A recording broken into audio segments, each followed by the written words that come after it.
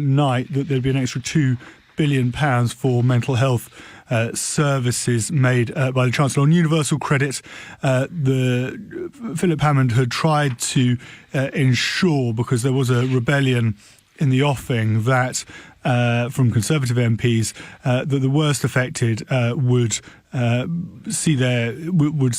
have their predicaments improved. So there's an extra £1 billion to help with the transition across from the benefits people are currently receiving to universal credit, and then the work taper has been reduced as well, along with an extra £1.7 billion on the limit at which to help people. The limit you see your universal credits tail off. That was part of a big announcement. And then the borrowing figures were much better than forecast. And so the Chancellor was able to avoid reneging on David Cameron's pledges back in 2015 to not increase. Well, Philip Hammond wouldn't have increased the personal allowance to £12,500 and the 40p threshold up to 50 grand.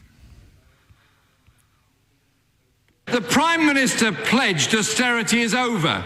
This, Mr. Deputy Speaker, is a broken promise budget. What we've heard today are half measures and quick fixes while austerity grinds on.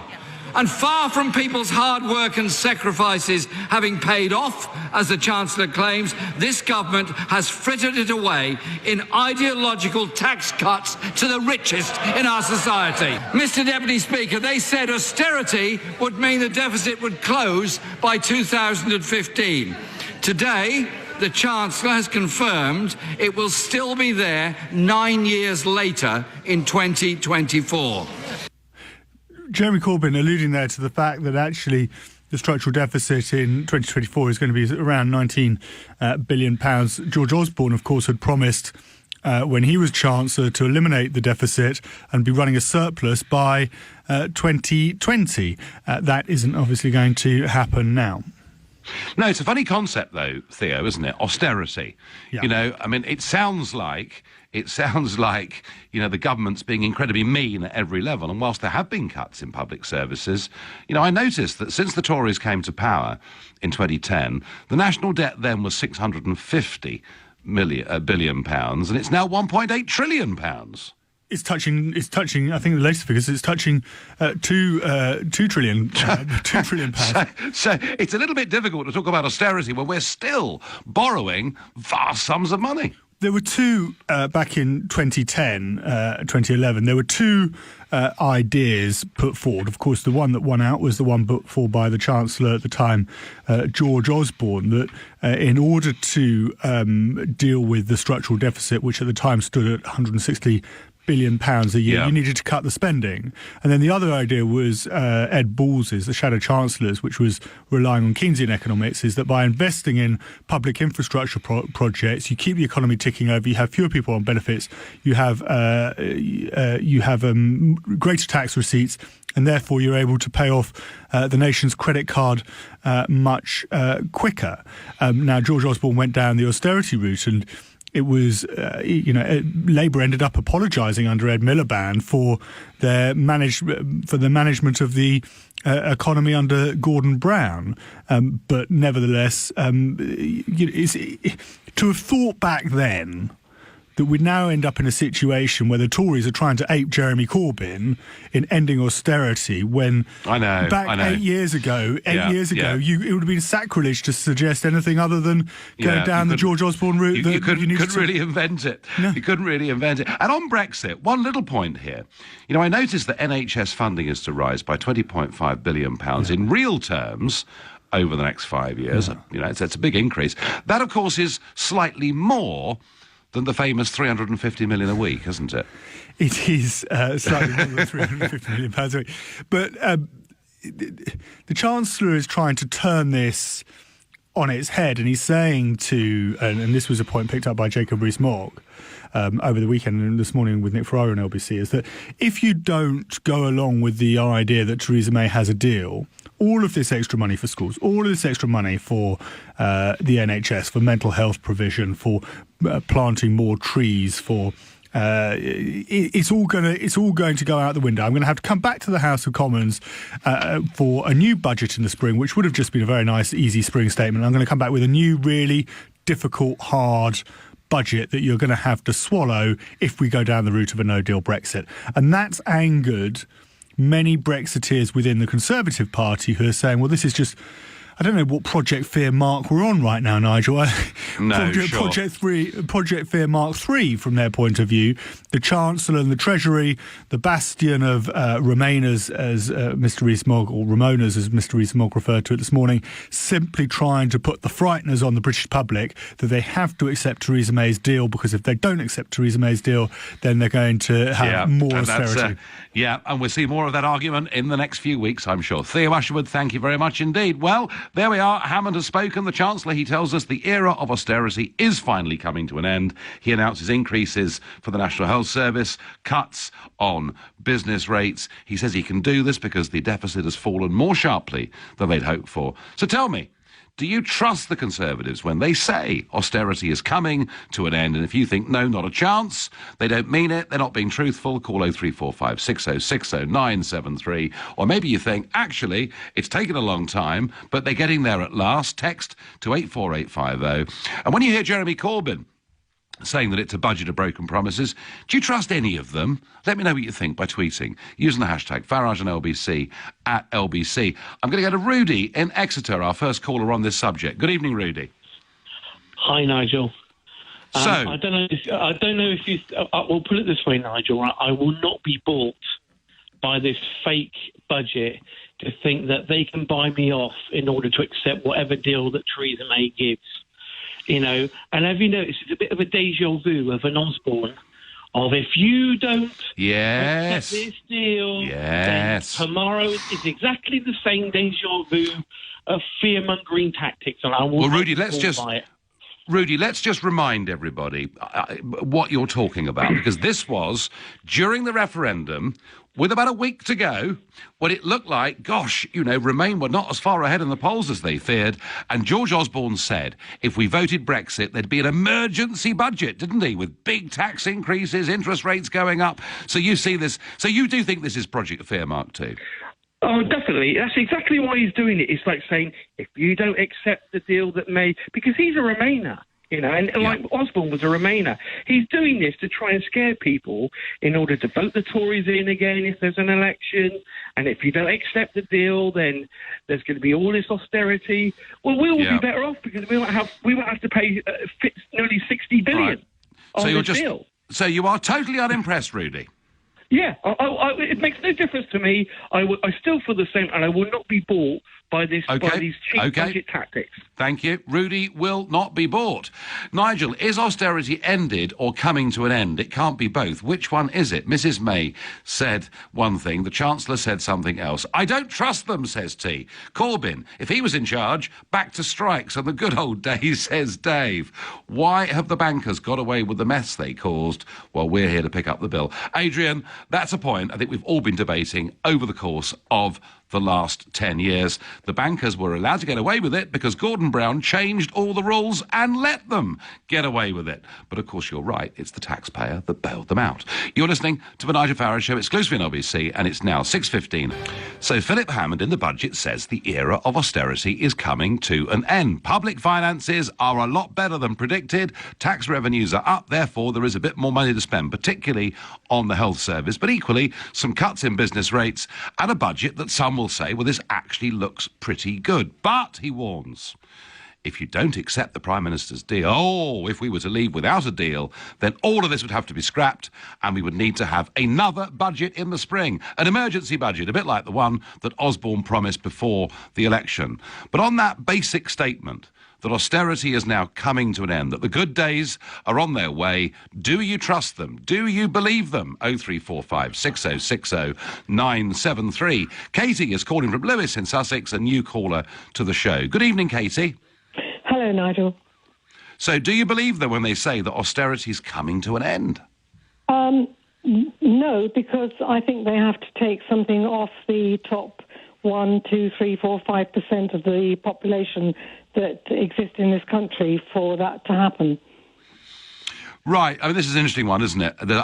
There's a message here, Katie, that I got from Chris in Dorset. He says, on the surface, a good budget, but for the poor, austerity will never end, and for the rich, it never began. And one of the problems, Katie, is that what we did in the wake of the 2008 crisis, through all the measures that Osborne put in place, particularly quantitative easing, we basically pumped up the price of property in the stock markets, and the rich did get richer. That is absolutely, and I get that, I understand that, and it does seem to be a pretty unfair outcome from that financial crash. But Katie, isn't... Today, I was hoping to be poorer today, and I'm not. And to me, this is really wrong. So at what level, Katie, do you think that the well-off should be taxed more heavily? Well, the people who are earning lots of money, they can afford a few more pence on top of their income tax. A lot of us that are saving lots of money for our pensions, we can afford not to have so much money that is tax-free. I mean, it's just, I've come from being poor and not having any money to, having money, and a lot of it is basically, obviously, luck and a bit of hard work and being prudent. And I realise that, I am lucky to be in the situation I'm in. I could have been in a totally opposite situation. And it doesn't make me feel happy hearing this budget this afternoon. And for them to be so smug, this is what really upsets me, and I'm not surprised that so many people are they smug, Katie? Turned off politics. Tell me about this smugness that you detected. Well, I mean, I don't want to hear any sort of getting at the opposition. I want a party that's cut in to say what they're going to do, how it's going to change society, how it's going to benefit. But on these taxes, people, on these taxes, 95% of the population that need some improvement in this society. But Katie, let me give you two counter-arguments, all right, to what you're saying. First is that the top 1% of earners are already paying 28% of the country's income. So, you could argue that they are doing a lot. Secondly, isn't there a big danger, Katie, that you start putting income tax rates up to 55%, 65%, people simply leave the country and you lose talent? No, I don't think it has to be anything that great. I think it just needs to be for people who are luckier, with their earnings in this country. All right. Well, if 1 or 2 or 3 or 4%. So if top rate tax than they are at the moment. If top rate tax is now 45% on income, what should it be? What should it be? Are you saying 50% or what do you think? 46%. All right. Okay. Sure that the people who are doing okay in this country are having to contribute more to all the many, many millions who aren't. Okay. No, Katie, thank you for your point. A lot of people who are high earners would say, hey, we are the top 1% paying 28% already, but I get the argument. Andrew in Warwick, what do you make of that budget today? I think we're being set up. I think this is a little bit of a longer game plan. I mean, I think what's happening is we're being given all these nice, fluffy, pleasant things like sort of 20 billion for mental health and all the rest. And the idea is that what will happen is we'll then get to a point where they'll go, oh, well, you know what? We've got another referendum. You see, if you vote out, you can't have all that. Well, you'll have to give those things back. It's kind of the first time it was like, ooh, look what we'll have to do to you. The next time is here, cuddle it, sniff it, get used to it, and then have it taken away from you if you don't like it. I mean, they do that to 7-year-olds. You give them cynical Brexit games, Andrew. That's what you're saying. Oh, absolutely. Yes, I think so. I think this is all to so that in a few months' time they can shriek, oh, won't someone think of the children? Yeah. No, okay, Andrew, get the point. Well, I have to say, it does. I think Andrew's got a point. I think there is something intensely political about this budget and about the deal that I'm convinced Mrs May will sign up to in December, on the night of the 13th of December in Brussels. I do believe that. Can't wait to get the new 50p coin, lol. Yeah, you see, there's going to be a new 50p coin, and on the back it's going to talk about cooperation with all nations. They're calling it the Remainers 50p. Who do we trust? Our economy is ticking along, albeit slowly. Corbyn's party will completely wreck it, says Graham. Well, Jeremy Corbyn would argue, actually very much in line with Katie, my previous caller but one, that the rich can afford more. That's what he will argue at the next election. Since austerity began, how many billions have been spent on foreign aid, says Richard from Chelsea. Oh, Richard, well, 2010, let's say, when Cameron got into power, 2018, 80, 100 billion. OK, that's a complete stab in the dark. I reckon I'm right within 5 or 10% either way. But about 100 billion sterling we will have given in foreign aid since Cameron first took office in 2010. Nigel, why do chancellors always threaten us with these amateur dramatics? Emergency budget starting to get boring, says Robert. Well, that's one of the dangers, of course. They, cry wolf, I suppose. Let's go to Edgware and talk to Joe. Joe, come on, you must have been impressed by the budget. Somebody must have been. Not so much impressed as more relieved. Okay. Listen. I'm not. I haven't voted for the Conservatives. I don't think I would, based on the direction the party's headed in and where it's been in the past.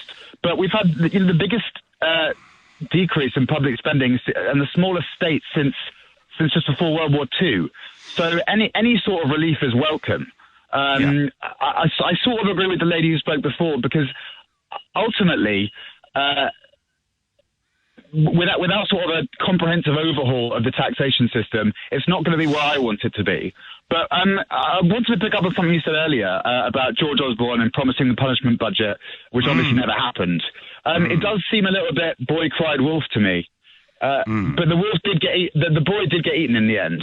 And just because George Osborne was, shall we say, relaxed with the truth, doesn't mean that Philip Hammond is lying.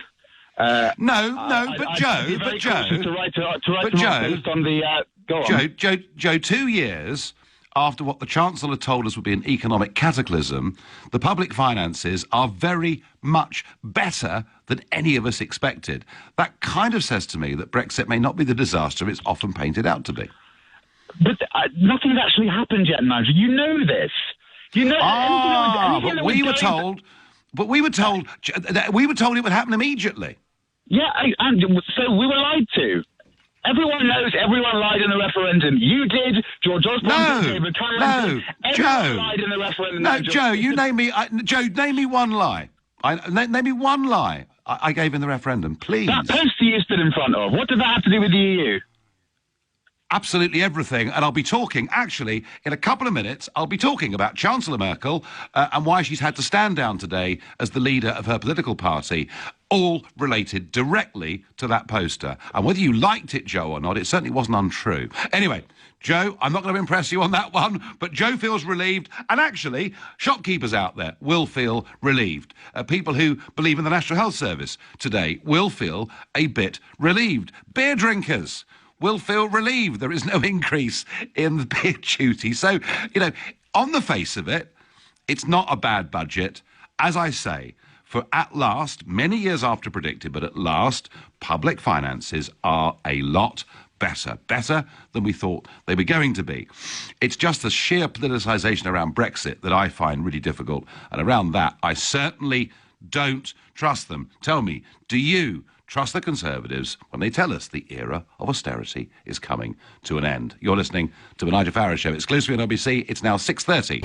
The era of austerity is coming to an end, and we see increases in spending for the National Health Service and elsewhere, as the public finances are very much better this year and projected to be for next year. So do you trust and believe the Chancellor when he says this era of austerity is coming to an end, or are you worried that it's a very political budget saying, hey, it's all great, but you've got to accept the Prime Minister's deal, because if there's no deal, all bets are off, there'll be an emergency budget? Before we get back to that, Elections yesterday, regional ones in the state of Hesse, and once again, disastrous results for Angela Merkel's Conservative CDU party. Equally, very bad results for the SPD, Social Democrats, who had their worst results since 1946 in that particular region, with big gains for the Greens and big gains for the Eurosceptic, immigrant-critical AfD. German politics is fundamentally shifting and changing. The centre is struggling to hold. As a result of it,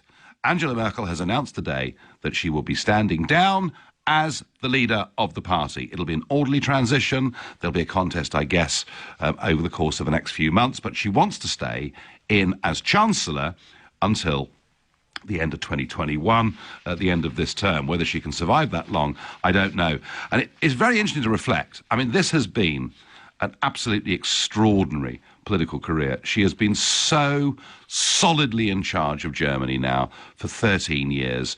In many ways, she looked unassailable, particularly through the big banking crisis of 2008, when Germany suddenly became the unquestionably dominant power in the European Union. Before 2008, nobody ever suggested to me that it was a German-dominated EU. Since then, nobody ever suggested that it wasn't. But it all goes to show, however great a career you have, however good you are as a political leader, you can make one fundamental mistake that can change absolutely everything. And with her, it took place on the 31st of August 2015 as she visited a refugee camp near Dresden.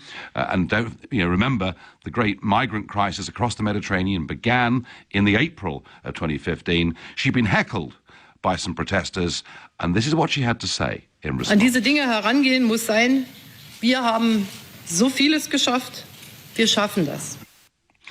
Translated, it means we have managed so many things, we will also manage this situation. Put more simply, we can manage this, we can do it, we can do this. By which she meant we can take as many as need to be taken, and it led to about 1.4 million people settling in Germany very, very rapidly. Nearly all young males, and, the previous caller before the break talked about my poster showing those people rushing to get into Europe because of what Merkel had said. Very, very few from Syria, hardly any that would have qualified actually as refugees. It has led to tremendous upset in Germany, change in German cities, and that is the mistake that has signalled the beginning of the end of her career, and I think a fundamental change in German politics, probably for a very, very long time to come. So I guess it applies to all of us, and whatever we do in life, one big mistake and you can ruin many years of hard work. And just a comment here on Chris Tarrant, who of course used to work for many, many years for Capital Radio. And Chris Tarrant, in an interview in The Guardian, said today, "I voted to remain, and 2 years on, I'm now a staunch Brexiteer. Why? I'm so utterly sickened by the European elite creaming it off on a Blatter scale," referring to Seb Blatter from football. "I think the sooner we get out, the better. We will survive and carry on very nicely because we're British. I've been appalled by the way they've treated us. All this stuff about we're going to teach you a lesson." So an interesting comment there. Not many figures who work in media, not many come out and say that they did vote Brexit or they would now vote Brexit. Many have been very concerned and scared to say that for fear of what their colleagues may think. Tarrant saying it very clearly. And I felt this all the way along, that just the way that Tusk, the way that Barnier, the way that Juncker have behaved has upset a lot of people. Back to the budget. Right, well, here's one saying, on the topic of the rich, please bear in mind, most rich don't use doctors, don't use our hospitals, cost the country less but pay more. The rich pay enough in tax. And it's always tempting to say, tax the top 5% a little bit more. But I'm old enough to remember the 1970s. I'm old enough to remember very high levels of tax. I'm old enough to remember the brain drain from this country of bright, talented young men and women who simply left our shores because income tax top tax rates at 83% said to people it simply isn't worth staying here. So I am nervous about putting up taxes for high earners. I really am. Let's go to Michael in Bromley. Michael, good evening. Hi, Nigel. Good evening. So is austerity over? Happy Days Are Here Again was the song that Franklin Delano Roosevelt played in the mid-30s to say the Great Depression was over. Are we in that sort of situation? Are we in that situation? Well, indirectly, comparative to when you look at the Tories, yes. But austerity isn't ending, Nigel. Austerity is starting. And all you've got to do is just look at the numbers, and that shows and gives proof that austerity is about to start. The reason being why austerity is going to start, Nigel, because we have a £13 trillion private debt bill. Today, did Philip Hammond mention about the £1 trillion pension debt? Did he mention about the £5.8 trillion debt on UK banks, which the UK taxpayer owes 800 billion of that if the banks go under? 1.4 trillion in mortgages. Yeah. But if the banks go under, Michael, I mean, you could argue, I mean, so much of our economic system is based on trust, isn't it? It's based on believing that the whole thing's going to stay afloat. And provided you believe that, it generally does. Yeah, it's all based on trust. The stock market's based on trust. Now, when that budget come out today, Nigel, I trade the market. I have for quite a few years now. The stock market did not move a bit. It moved more when HSBC Bank announced its earnings today. So the stock market isn't buying it. The traders and the banks know that it's just a political talk just to get nurses, doctors, drivers, thinkers for the vote. We know fully well, and what they're doing, the Tories are smart, Nigel. I said this to you a year ago. They're going to set up this crash in parallel with Brexit, and today's budget gives a surety, because they've took their liability away from what's coming. They know fully well that when rates rise on this 13 trillion debt, public debt is not a problem. It's a private debt that's going to cause the chaos. It is. So when rates rise on that, Michael, I understand what you're saying, but that's only if confidence collapses completely. Michael, how did the pound react to this? You talking about the stock market. The pound done quite well. But the pound moved more around Merkel saying that she's going to basically step down. But the pound didn't really move because the stock market isn't believing what is coming out of politics at the moment. The stock market knows when rates rise on this debt, that's when the trouble's going to come. And look in the past 2 weeks, Nigel, that shows it. The market's been crashing solely because the Federal Reserve increased putting up rates. Now imagine rates next year. Yeah, no. If we have rapidly rising interest rates, we will have problems. I'm sure of that. Michael, thank you. Paul is a new caller from Mill Hill. Good evening, Paul. Good evening, Paul. No, I've lost him. I'm going to go to Manchester and speak to Mark. Mark, good evening. Were you impressed today by Philip Hammond? Do you believe him when he says austerity is coming to an end? Good evening, Nigel. I was impressed. Okay. It wasn't the budget I expected. It was like a pre-election budget. It was, wasn't it? Yeah. It was. But Mark, actually, in a way, it was, because it is a pre-EU deal budget. That's what it's all about. That's the key to understanding today, isn't it? So there's a note of cynicism. And I'm still happy what I've heard today. The note of cynicism that apparently I heard this morning that Philip Hammond said, I'm going to deliver this budget. However, I'll rip up and start again if we don't get a deal. So there's echoes there of George Osborne's punishment. Absolutely. No, Mark, you got a rotten line. I'm sorry. Do call again. And I thought there were some good things in it. I think more attention to mental health services is something that I think everyone recognises is long overdue. I was particularly pleased that there is going to be some help, albeit temporary, but there is going to be some help on business rates. I think, very, very difficult for people in the high street competing with so many things being bought and sold online. He is going to have a go at some form of tax on the tech giants, but was really saying that would only produce at max a few $100 million every year rather than the billions that many of us were hoping and expecting for. But I do think there were some quite good things. Leslie in Cheshire says to me, what's wrong with being rich? I'm not, but if people have worked hard and created jobs, who would want a poor boss anyway? Well, I think people want their boss to be successful, but do they want their boss to own great big yachts in the Mediterranean? I'm not sure they do. I just don't think, folks, that a return to the 1970s, big taxes on the rich would do this country any good at all. That is my view. You're listening to the Nigel Farage Show, exclusively on LBC, and it's now 6:45. Things are getting better. Public finances are better than anybody could have anticipated. There's more money for the National Health Service, a special new emphasis on mental health, help for the high street with cuts in business rates and many things that on the face of it, people will say, well, actually, do you know what? That sounds pretty good, really, to us. But it's not a pre-election budget. It's a pre-December EU summit budget, because if Mrs May's deal that she comes back with isn't agreed, well then, in the circumstances of a no-deal budget, all of this will be lost and there'll be another emergency budget in March. That, to me, is the big political background behind this budget. But do you believe, when they say austerity is coming to an end, that it is? Second time lucky, Paul in Mill Hill, a new caller. Good evening. Good evening, Nigel. I've got you. Right, Paul. So what did you make of the budget today? I think it was a much to nothing budget. There was nothing really that exciting. I'm delighted that some potholes are going to be repaired. I'm a high tax earner. There's nothing really there that's going to affect me day to day. I think it was just a bit boring, really. So, Paul, should you be paying more tax? Come on. Absolutely not. I have most people in the UK work hard, and everything we earn is because we're working hard. We're not just giving it just because we're giving it for the hell of it.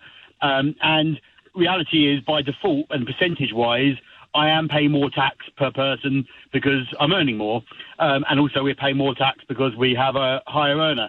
And as one of your callers said earlier, that actually, not everyone, this doesn't apply to everyone, but, fortunately I have private healthcare, so a lot of things I have, when I have to go to the doctor, are covered by the health insurance. I have to go to a private dentist. And these things are fine, and I'm not moaning about that, but we are paying for those and not using the NHS so much as other people. So if you add it all up, you feel you're paying your way? I feel I'm paying our way, and I think, we're paying fair. I don't mind paying high tax, as we do on the kind of the higher mark, but I think it's high enough, and we shouldn't be paying any higher. OK, Paul, thank you. Well, Andy disagrees with Paul strongly and says the reason the top 1% pay 28% of income tax is because they've not had austerity. They've taken huge pay rises by comparison to the majority, 99%. That's how Andy feels. But Gillian from Darlington says, I'm sick of paying huge amounts of tax. I'm moving to Switzerland. I mean it. Well, Gillian, you don't need to move because he hasn't put it up today, but maybe in the future. So maybe Gillian's leaving. She already thinks it's too high. I don't know. Let's go to High Wycombe and speak to Peter, a new caller. Peter, at the end of austerity, it's good news, isn't it? Yes, it is good news, and it was like the gentleman beforehand. I don't think I was that excited for the budget, but I was sort of happy with the status quo. Yes. The last 5 or 6 years, I've done very well, thank you very much. I'm not a millionaire, but I really don't want some socialist government spending my money until it's all gone, and your money till it's all gone, because that's what they do. I've had experience with the Callaghan government and various other Labour governments, and that is the pattern that happens. So, fine. Yeah, I mean, one thing I would say, Peter, is this, that when David Cameron became Prime Minister, we had already bailed out the banks, all right? So that big expenditure had happened, and our national debt was running at 650 billion. We are now 8 years into a Conservative-led government, and the national debt is now 1.8 trillion. The annual cost of servicing that debt is about the same as the defence budget. It's not very responsible from the Tories, really, is it? Yes, but don't forget, the first government was in conjunction with another party. It wasn't totally Conservative, so you've got to look at that. It was the second election that actually he basically had full control. Then he pulled the plug when Brexit went the wrong way. He didn't even finish his term, which was, I thought, quite cowardly. All I'm saying is, Peter, you talk about the Callaghan government, you talk about being irresponsible with money. I don't think the Tories, frankly, have done that well. Well, they've done okay, and a lot of people are very wealthy. I work very hard. I've got 2 properties, but I don't want to tax on my second property. I don't want to give to causes that are totally against my ethos. So, I'm quite happy for the budget to do nothing.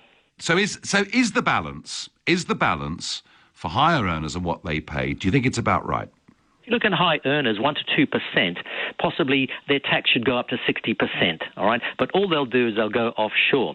And many people, the millionaire socialists, the millionaire Tories, whatever, Mr. Green, he has an apartment in Monaco. That's what they will do. Mr. Hamilton, he has an apartment in Monaco. They will flee the country, which is fine. It's only 2% of the country, and if they want to pay 60%, then tax them even more. Not till they squeak, but to get your fair share out of them. Get the companies like Google and Facebook and all these companies to pay their proper tax, and not channel it through the Channel Islands or Ireland, and then it ends up in the Cayman Islands. We know how to do it. Yeah, no, it can be done. You're right. And currently it is being done on a huge scale. Peter, thank you very much indeed. I find the budget disgusting, not because there's nothing nice in it, but because it's a bribe to the country. It's saying, be good and do what you're told, and then you can have all this. Chris, one or two of you, I think, feeling that way. Why allow the idea to take hold that a March re-budget would automatically be worse? It wouldn't. We'd be 39 billion better off. Well, of course, that's the point about no deal, isn't it? No deal, we don't pay them 39 billion. It is actually quite tempting, but it's a slightly separate debate, although I think it was a very political budget that we saw today. Jim in Dartford. Jim, the end of austerity, we should all be happy. Well, we should be, but I'm not sure that it's going to happen. I was going to make 2 points. One's already just been covered by the 39 billion plus. OK, fine, But we don't get anything for nothing. As an example, we've not had these the tax concessions, etc., for a few years. But what they've done instead is they've taken money away from the county councils. And therefore, and I've got an example of this where Kent County Council are carrying out a consultation about us having to pay for taking hardcore rubble and plasterboard to a tip. They want to charge us for it. Now, if that happens... That's where austerity has been felt, isn't it? That's where austerity has been felt. That's where the real cutbacks have been. Money to county councils, local authorities, and certainly, the austerity narrative has some truth when it comes to that. But overall, Jim, we've lived through Labour screaming and shouting about austerity, but we've still been living way beyond our means. I think we always will be. I think we're... Well, I don't know. I remember in the 1980s, we were actually paying back the national debt at the end of the 1980s, so it can be done. It can be done. Jim, I thank you. I want to take one more opinion on this tonight before I run out of time. Going to go to Paul in Waltham Cross. Paul, good evening. Good evening, Nigel. So, are you impressed today? Is it good news? Is the sun shining? No, it is not shining. The budget is a carrot and stick affair, as usual. The fact that our so-called leader, May, is going to be giving away our army in December is the reason that the increase in spending with the military is going to happen. There is an increase. Anyway. There is an extra billion, but that's supposed to be particularly for cyber and anti-submarine warfare. And I know the point you're making about PESCO and EU cooperation, and we will debate more of that over the course of the next month or two. Anyway, is there anything in this budget, Paul, that impresses you? Absolutely nothing. All it is, as I said, is a carrot and stick. If you play ball with us, we will make sure we look after you. What they're actually saying is we're digging the hole and you're going to be jumping in it. Yeah. OK, Paul, thank you. Thank you to all of you. Well, I think, look, we've got to say that things are better than they might have been, despite all the dire predictions of what Brexit would do to the UK economy, not just after we'd left, but actually in this intervening period because of all the uncertainty. But there were a lot of political threats, I thought, out there today from a Chancellor who is, without doubt, a total Remainer. There we are. You've been listening to The Nigel Farage Show here on LBC. I'm back tomorrow evening at 6 o'clock. At 10 tonight, it's Tom Swarbrick, but up next, it's Ian Dale. Well, thank you very much, Nigel.